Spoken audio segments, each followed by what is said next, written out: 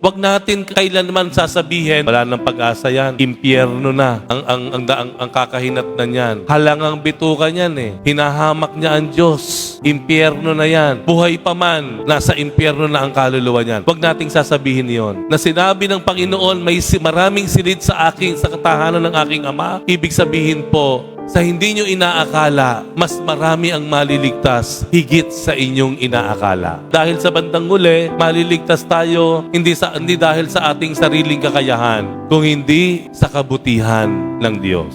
Huwag nating mamaliitin ang ating sarili. Huwag nating hahamakin. Alam niyo, ang bumubulong sa atin ng mga salita ko, wala ka ng pag-asa. Wala. Ano ka na, paparusahan ka na ng Diyos. Hindi mo na kayang bumalik. Hindi mo na kayang ayusin ang buhay mo. Hindi yun ang binubulong ng Diyos sa atin. Ang bumubulong nun yung kaaway. Kasi kung pakikinggan natin ang salita ng Diyos, ang tinig ng Diyos, ang sasabihin niya sa atin, maraming silid sa tahanan ng aking Ama. Mayroong lugar ka sa tahanan ng aking Ama. We don't look down on ourselves. Huwag nating maliitin at hamakin ang ating sarili. Huwag natin ding maliitin at hamakin ang ating kapwa. Dahil sa bandang huli, hindi lang sa ating kakayahan tayo maliligtas, kung hindi sa kabutihan ng ating Diyos. Amen.